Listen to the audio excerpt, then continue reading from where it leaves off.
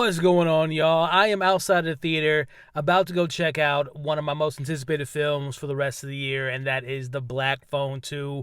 I try to not go into a lot of movies with a lot of anticipation because sometimes you end up just getting disappointed, but I'm going to be honest, my bar is set high with this because I'm such a big fan of the original. Such a cool concept based on a short story.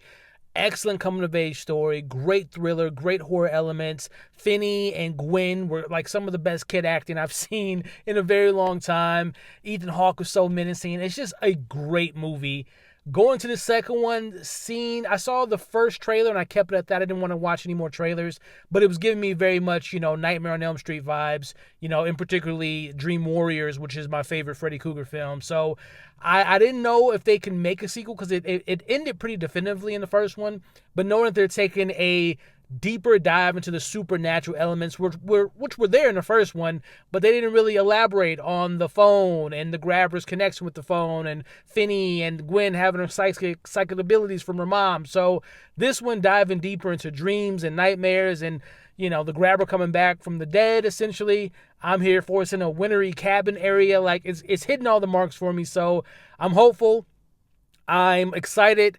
And who knows, maybe this is one of those situations where the sequel is better than the original, or at least on par with the original.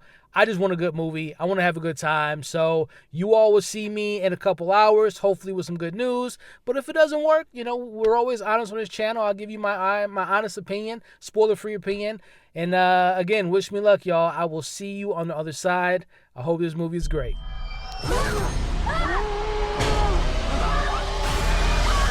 All right, we are back after seeing The Black Phone 2. My initial thoughts out of the theater, no spoilers. As a massive fan of the first one, which I can't believe came out 4 years ago, I would say that as a fan, I enjoyed this one. Now, I'm just going to get it out of the way now. I think the first one is superior. This is a superior film. It's a better film. It's better written. It's a better story. It's more grounded in reality. But I will say, as a fan of the supernatural, dreamlike situations a la Nightmare on Elm Street, which this pays a lot of homage to, maybe to a default at points. But I got to say, I enjoyed myself for the most part. Now, I'm just going to get it out of the way as far as my negatives. This film takes a while to really get going. Like, that first act, I don't want to go as far as to say it was bad, but it took its time, and not in a good way. Like, there's a lot of exposition.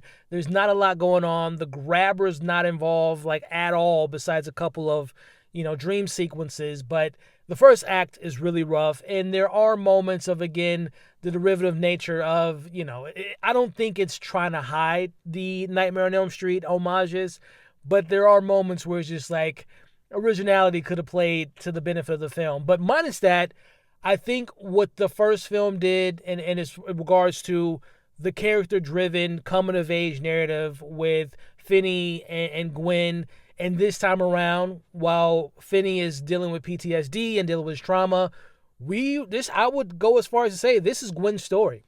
We really dive deeper into her abilities, her trauma that she has to deal with obviously having her, both of obviously Finney and Gwen lost their mom, but dealing with that and trying to overcome this demon that's haunting her in her dreams. Like, I thought Gwen, if you were a fan of her in the first one, you're going to be really happy with this film because she's the driving force. She is the beating heart of this film, and she nails it. She is really great. Madeleine McGraw, I believe her name is, a star in the making. Like, she was great in the first one. She's phenomenal in this next one.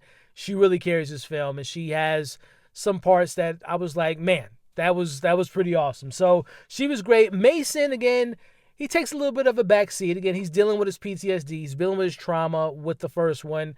But there's still a moment of, you're cheering for him, you're rooting for him, you want to see him overcome what he faced, and obviously him and his sister's relationship. That stuff is really strong.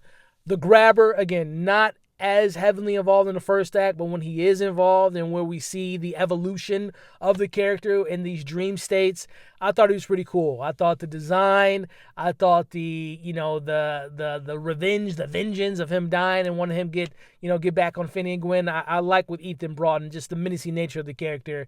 I like the aesthetic, the vibe. Like, if you guys are fans of Scott Derrickson, this is, as far as like color palette, cinematography, tone, and atmosphere. This is like, again, Nightmare on Elm Street meets Sinister. It has a lot of Sinister vibes, which I appreciated. And it is gruesome. It's much more of a gruesome horror film than the first one, I will say, because I thought the first was more thriller with horror elements and, of course, being more grounded.